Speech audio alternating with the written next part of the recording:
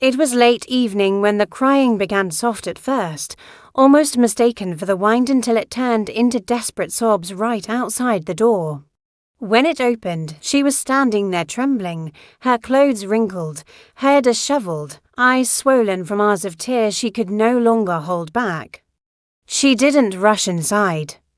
She just stood there, broken, as if crossing the threshold required strength she no longer had. In that moment, nothing needed to be said. A parent knows. The kind of crying that comes from scraped knees sounds different from the kind that comes from fear. This was fear. The kind that follows you even after you escape the room where it was born. As she finally stepped inside, her body collapsed before her voice did, and the silence that followed was heavier than any scream. Not long ago, she had stood proudly in wedding clothes, smiling with hope, promising a future everyone believed would be safe. She used to call every day, then every week, then less and less, always with excuses that sounded reasonable: busy schedules, small arguments, normal marriage stress. But something had changed in her voice over time. It had grown careful, measured, as if every word needed permission. Tonight was different. Tonight, the fear had spilled over. Slowly, between shaking breaths, the truth began to surface, not all at once, not dramatically, but in fragments filled with shame and disbelief.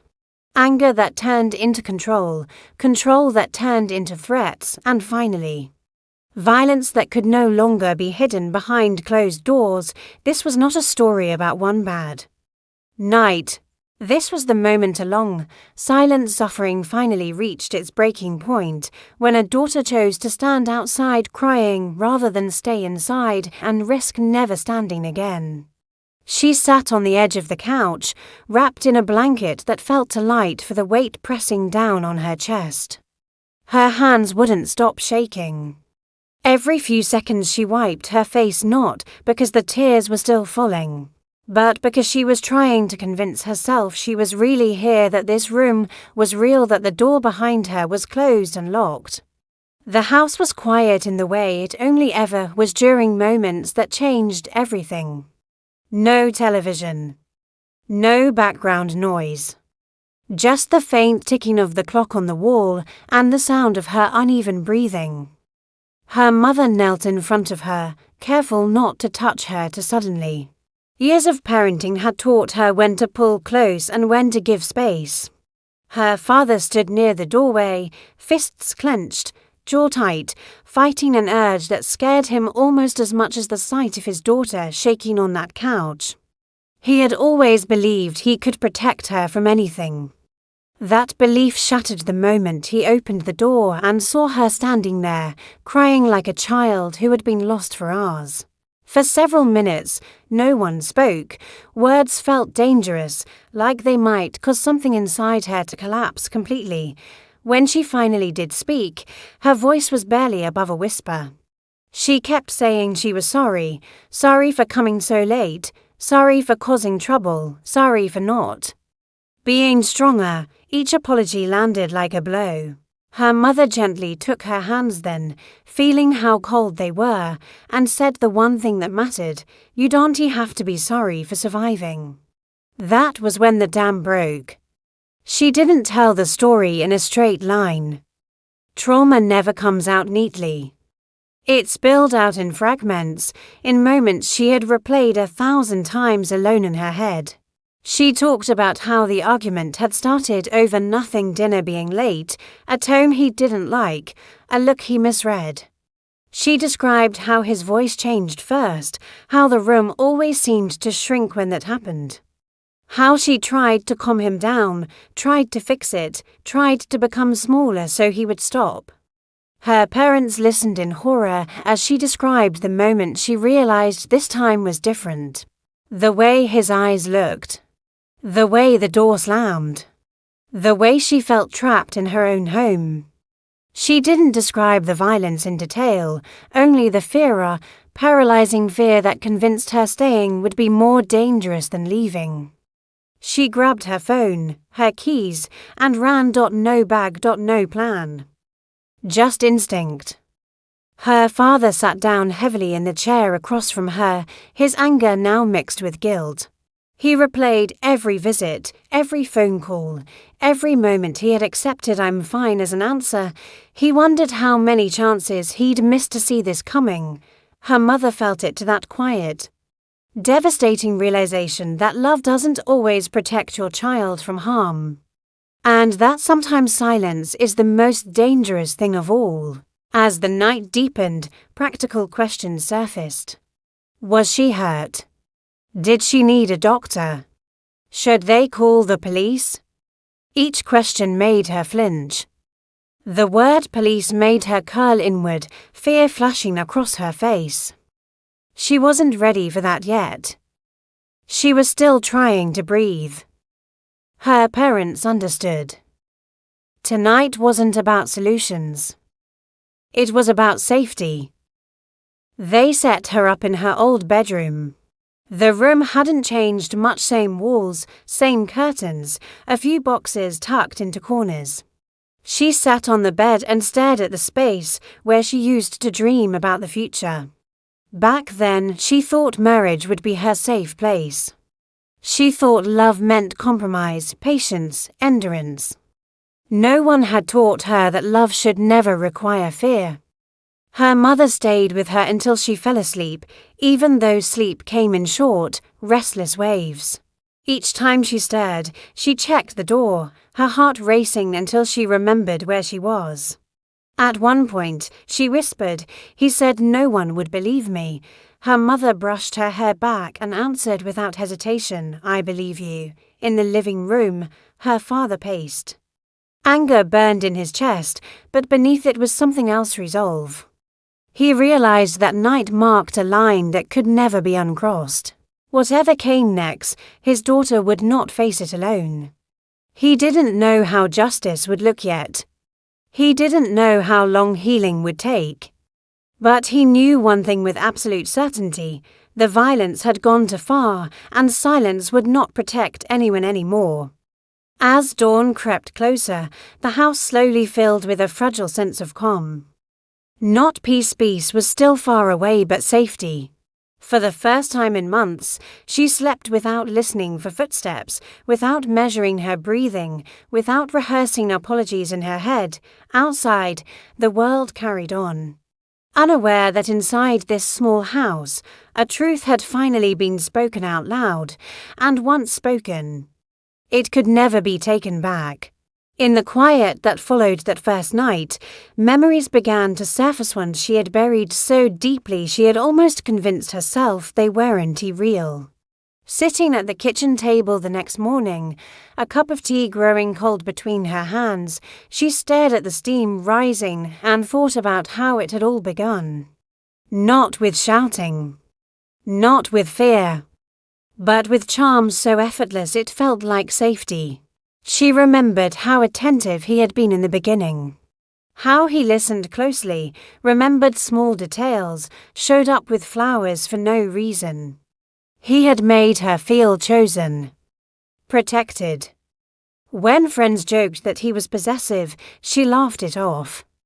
"He just cares," she'd said, proud that someone loved her so intensely. She didn't recognize then how easily intensity could turn into control. The first shift had been subtle, a comment about her dress being too attention-seeking, a suggestion that certain friends were a bad influence, a preference that she'd check in more often. None of it sounded alarming on its own. Each request was wrapped in concern, delivered with a smile. And because she loved him, because she wanted peace, she adjusted, slowly, quietly, without realizing she was shrinking. Over time, the rules multiplied, questions turned into accusations. Silence became punishment. He would withdraw affection for days over things she couldn't name, leaving her scrambling to fix whatever she'd done wrong. She learned to read his moods the way sailors read the sky, constantly scanning for signs of an oncoming storm. Her world narrowed until it revolved entirely around keeping him calm. She stopped sharing parts of her life not because she wanted to hide them, but because it was easier than defending them. Her laughter grew softer, her opinions shorter. When her parents asked if she was happy, she answered quickly, afraid that hesitation might sound like betrayal. She told herself all marriages required compromise, that this was normal. That love meant patience the first time he shoved her. It didn't even register as violence. They had been arguing, his voice sharp. Hers trembling, she stepped back and bumped into the table. He reached out not to steady her, but to push her away. It was quick, almost clumsy. He apologized immediately, eyes wide, voice shaking. He blamed stress, work, her tone, himself. He promised it would never happen again. She believed him because believing felt safer than admitting the truth. After that, the line had been crossed, and crossing it again became easier. The space between anger and action shortened. Doors slammed harder. Objects were thrown not at her, but close enough to make the message clear. Each time, there was remorse. Tears. Promises. Each time, she told herself it was the last. What she didn't understand then was how violence doesn't need to be constant to be effective. The threat of it lived in her body. It changed how she walked through rooms, how she spoke, how she slept. She became hyper-aware of everything: his footsteps, the clink of a glass, the sound of his keys. Her nervous system never rested.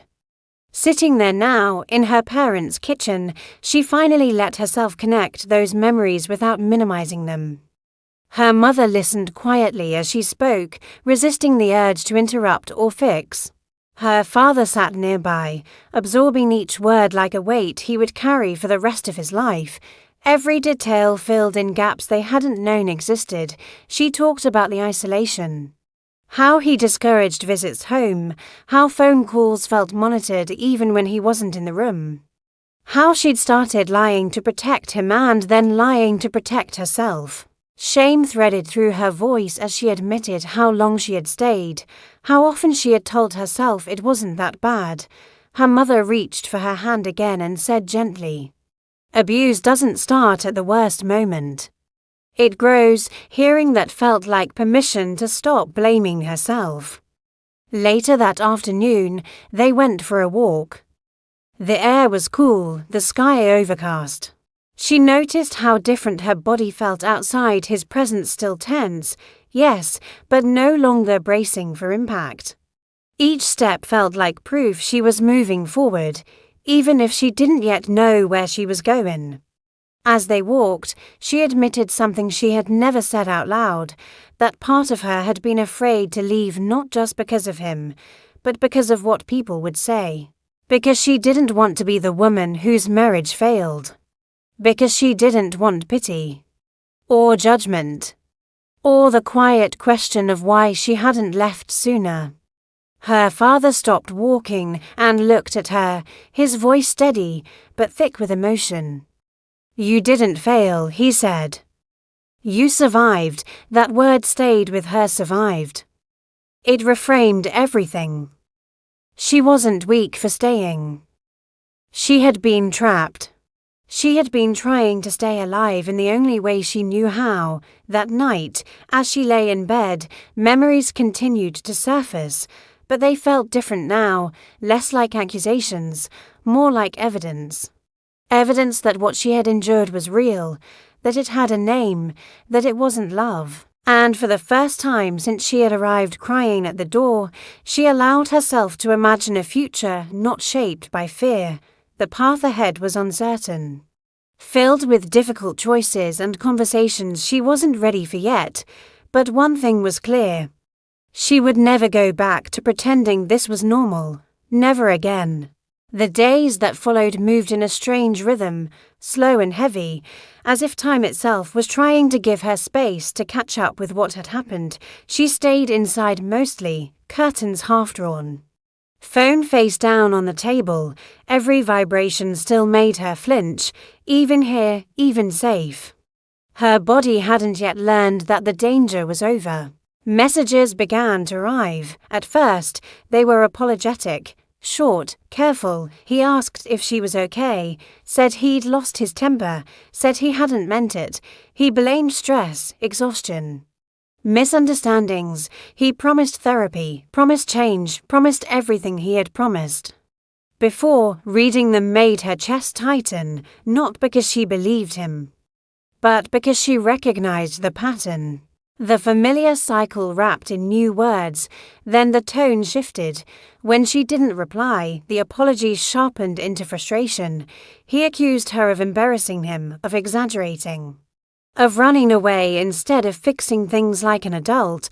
He reminded her of everything he had done for her, of how much he had sacrificed, of how lonely he was now. Each message carried a familiar weight, pressing responsibility back onto her shoulders, trying to pull her into the same orbit. Her mother noticed her staring at the phone one afternoon, tears pooling without falling. She didn't ask to see the messages. She didn't demand explanations. She simply said, "You don't owe him access to you." Hearing that felt like learning a new language. Boundaries were something she had never been allowed to practice.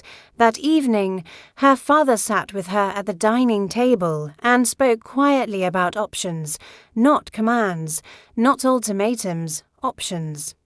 A report, a restraining order, counseling, time. He emphasized that whatever she chose, it would be her choice. For years, decisions had been made for her, around her, against her. Now, the responsibility felt terrifying but also strangely empowering. She decided not to respond to the messages, not yet. Maybe not ever.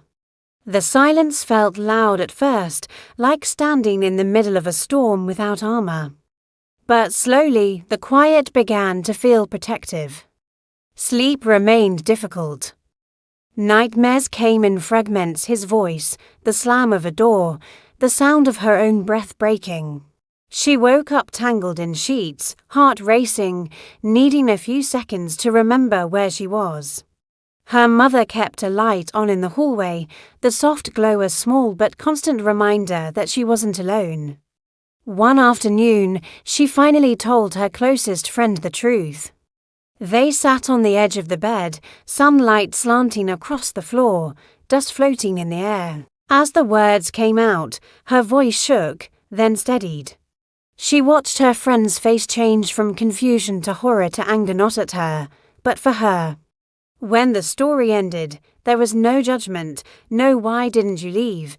Just a long hug and a simple sentence, "I am so glad you were alive." That sentence cracked something open inside her. She began therapy a week later. The first session was mostly silence. She didn't know where to start. The therapist didn't rush her. When she finally spoke, she said the thing that haunted her most, "I don't know who I am without him," saying it out loud made it real. The therapist nodded, not surprised. "That's what control does," she said gently. "But we'll find her again." Slowly, they began naming what had happened: emotional abuse, psychological manipulation, physical violence. Naming it didn't make it hurt more, it made it clearer. Each label pulled the blame further away from her and placed it where it belonged. Outside the therapy room, practical matters loomed. Her parents helped her gather documents, clothes, personal items she had left behind. The idea of returning to the house filled her with dread. She decided not to go alone. Her father drove her there one morning. The car quiet except for the sound of her breathing, measured and intentional. The house looked the same. That was the hardest part. Same walls, same door, same silence. But stepping inside felt like crossing into a life that no longer fit her. She moved quickly, hands shaking as she packed. Every object felt loaded with memory. She didn't linger. She didn't look back. On the way home, she realized something startling. She felt lighter. Still scared, yes, still sad, but lighter, as if each mile put distance not just between her and him, but between her and the version of herself who had learned to survive by disappearing. That night, she blocked his number. It felt drastic, final, necessary, in the days that followed. Guilt tried to creep in. She wondered if she was being cruel, if she was overreacting, if maybe this time he really would have changed. But then she remembered the look in his eyes that night. The way fear had flooded her body, the clarity that had driven her out the door. She began to understand something important. Love should never require you to betray yourself to survive it. One evening, sitting on the porch with her parents, the sky streaked with orange and purple, she realized she had gone hours without thinking about him. Not suppressing the thought, just not having it, the realization startled her. Then comforted her. She wasn't healed, not yet. But she was no longer trapped, and for the first time since she had stood crying outside this same house, she felt something new settle quietly in her chest. Choice. The decision to take the next step didn't come in a moment of bravery, it came in exhaustion. One morning, as she sat at the kitchen table staring at nothing, she realized she was tired of living in reaction to memories, to fear, to the possibility of him showing up uninvited. Safety, she understood, wasn't just distance, it was certainty. She met with a legal advocate later that week, her palms damp, her voice unsteady but determined. The room was plain, the chairs uncomfortable, the fluorescent lights too bright. Still, something about being there made the situation feel real in a way it hadn't before.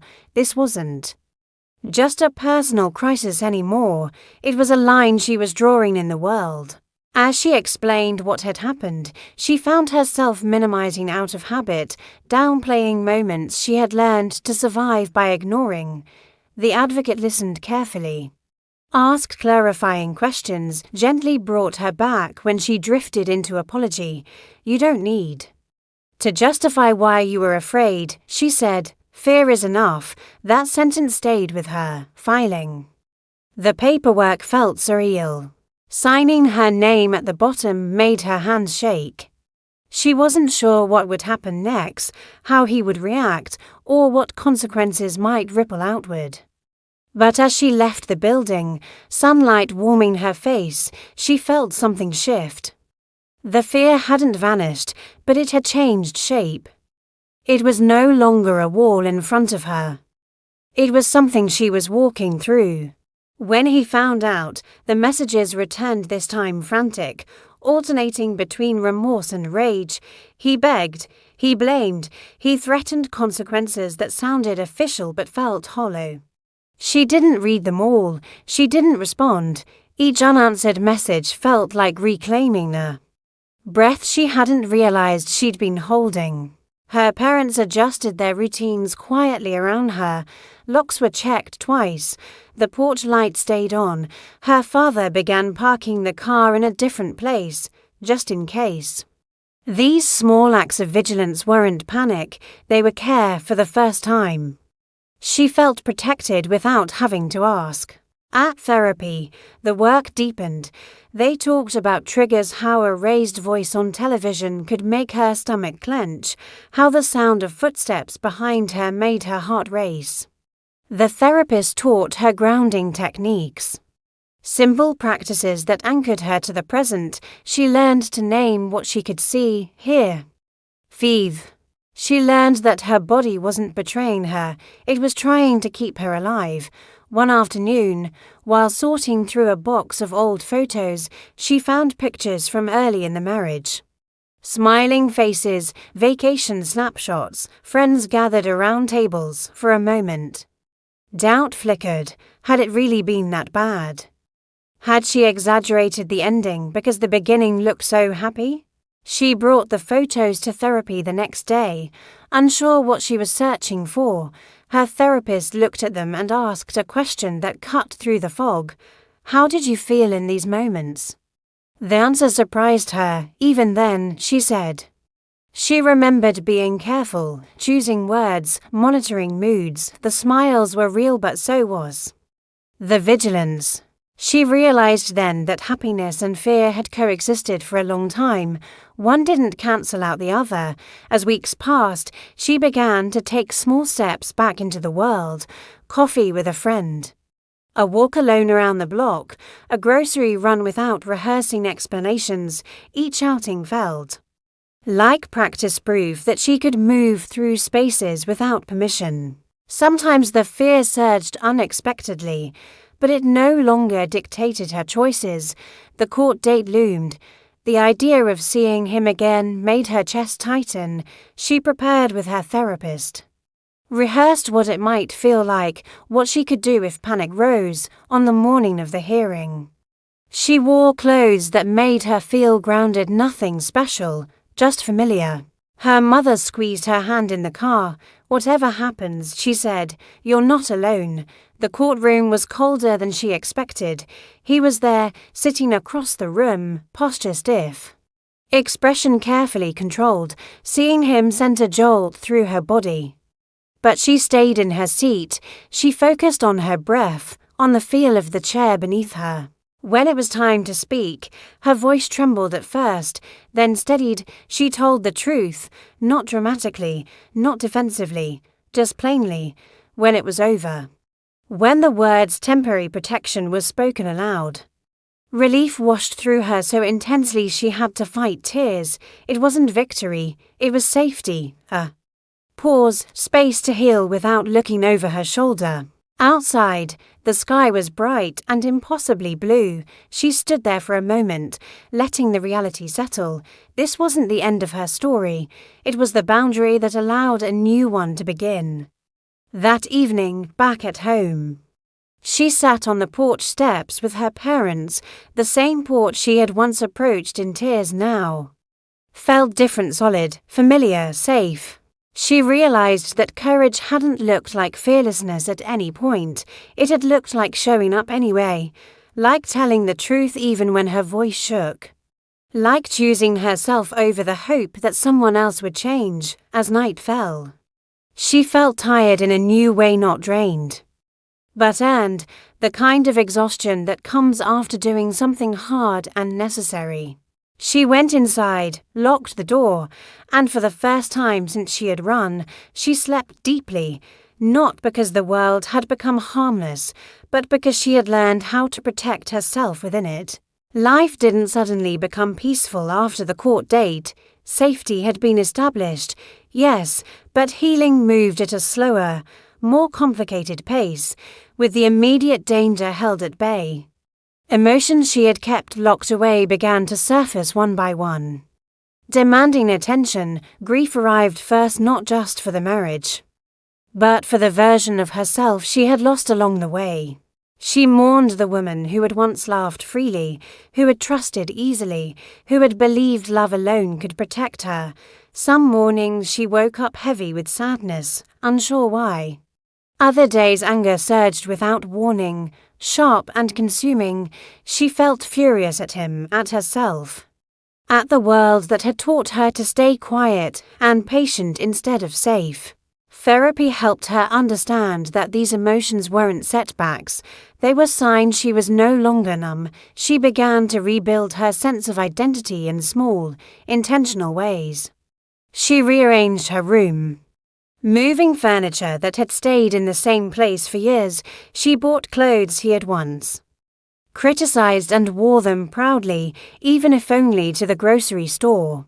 She started saying no to invitations she didn't want, to conversations she wasn't ready for, to people who asked questions she didn't owe answers to.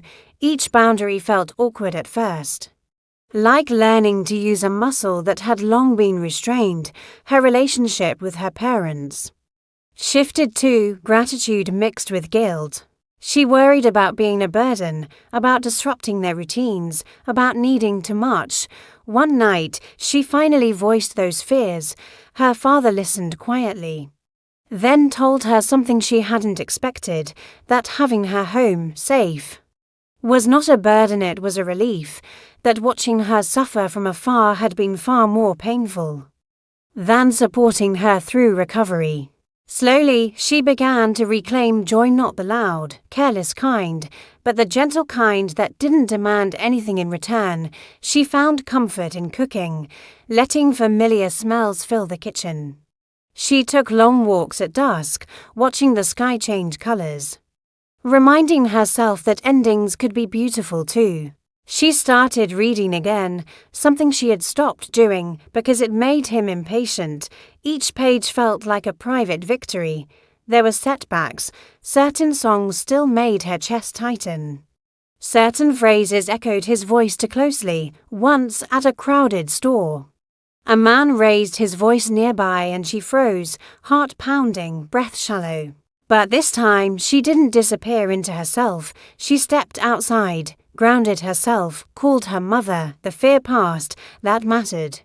She also began connecting with others who had survived similar experiences in a small support group. She listened to stories that sounded painfully familiar, different details, same patterns. Hearing others speak aloud what she had once believed she was alone in enduring brought a strange comfort. Their strength reflected her own back to her, clearer than any mirror. One evening, someone in the group asked what moment she felt most proud of. The question caught her off guard.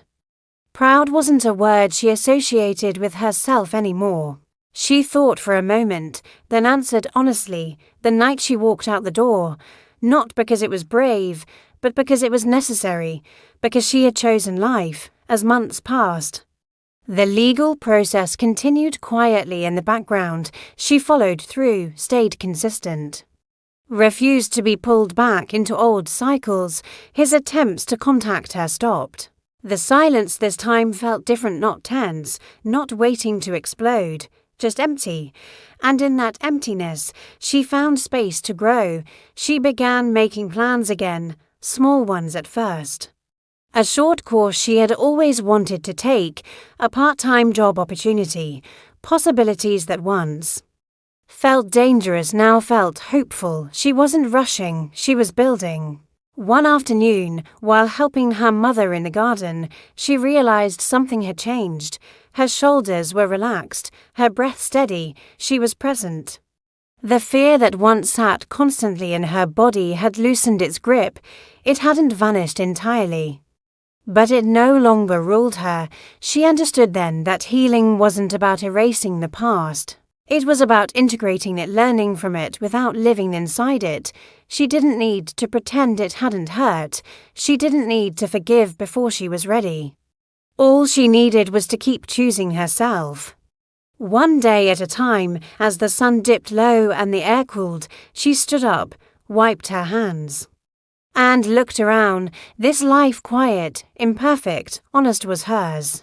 It had been hard won, and for the first time in a very long time, she trusted herself to protect it. That trust, she realized, was the beginning of everything. The change didn't announce itself with fireworks or certainty. It arrived quietly, in moments so ordinary she almost missed them. One morning, she woke up and realized her first thought wasn't fear. It was hunger, the simple human need for breakfast. Instead of the instinct to scan her surroundings for danger felt like a small miracle. She lay there for a moment, letting the realization settle, then got up and opened the curtains wide. Light flooded the room. Not the cautious sliver she used to allow, but full daylight. She stood there, breathing it in, and understood that this was what progress looked like, not the absence of pain, but the return of presence. She began spending more time outside the house on her own terms. Not because she had to prove anything, but because she wanted to. She went to the library and wandered the aisles slowly, touching spines, choosing books without worrying how long she would be gone. She sat in cafes alone, listening to conversations that had nothing to do with her, letting the world exist without demanding anything from her in return. There were moments when she caught herself smiling for no reason at all. The realization startled her every time. She had grown so used to guarding her expressions that joy felt unfamiliar, almost suspicious. But she didn't push it away, she let it stay. Her relationship with herself deepened in ways she hadn't expected. In therapy, she began exploring not just what had happened to her, but who she was becoming. She learned to listen to her intuition again, to trust the unease that once whispered warnings she had been taught to ignore. She practiced checking in with herself before making decisions, asking not what was expected, but what felt right. One afternoon, she was sorting through old belongings when she found a journal she had kept years earlier. Flipping through the pages was like meeting a stranger, someone hopeful, creative. Full of plans, she felt a pang of grief. Then something softer, compassion. That woman had done the best she could with what she knew at the time, so had she. Instead of closing the journal, she started writing in it again. She wrote about the night she had stood outside crying, about how terrifying and necessary it had been. She wrote about the people who had believed her when she finally spoke. She wrote about fear, anger, relief, and the strange, fragile hope that now threaded through her days. Writing became a way to witness herself, to document survival without needing anyone else's permission. The legal matters eventually reached a point of resolution. The process was draining, sometimes reactivating old emotions, but she handled it with a steadiness that surprised her. Each step forward reinforced what she already knew. She was capable, stronger than she had ever been allowed to believe. There came a day when she realized she no longer checked the locks compulsively. She still locked the doors, of course, but without the ritualized anxiety that once accompanied it. Her body was learning that it didn't have to live on high alert forever. At a family gathering, someone commented on how different she seemed, calmer, brighter. The words didn't embarrass her. She accepted them quietly, knowing they weren't about appearances. They were about presence. Later that night, she sat alone on the porch, the same porch she had once approached, trembling and desperate. The air was warm, the neighborhood quiet. She listened to the sounds of distant traffic, of leaves moving in the breeze. There was no knot in her stomach, no sense of impending danger. Just stillness. She thought about how violence had tried to define her story, how it had almost convinced her that fear was the price of love. But standing there now, she knew better. Love did not bruise. It did not terrify. It did not demand silence. She also understood that her life would always carry this chapter. It would shape her empathy, her boundaries, her choices, but it would not cage her. It would not be the only thing people knew about her or the only thing she knew about herself. She had survived something that could have ended her, and in surviving, she had discovered a strength that wasn't loud or dramatic. It was steady, grounded, her own. When she finally went inside and turned off the lights, she didn't rush to bed. She paused in the hallway, taking in the quiet, the safety, the ordinariness of the moment. This was the life she had fought for, not perfect, not easy, but real. As she lay down to sleep, her thoughts were gentle, not rehearsing the past, not bracing for the future, just resting in the present, and that, more than anything, told her she was free. If this story touched something inside you, let it be a reminder that silence is never the answer, and that even the darkest nights can lead to a morning of strength. Stories like this exist because real people live through them every day, finding the courage to walk away, to speak up, and to begin again. If you believe these voices deserve to be heard, please take a moment to support this channel. Subscribe for more emotional, real-life inspired stories that explore pain, resilience, and healing.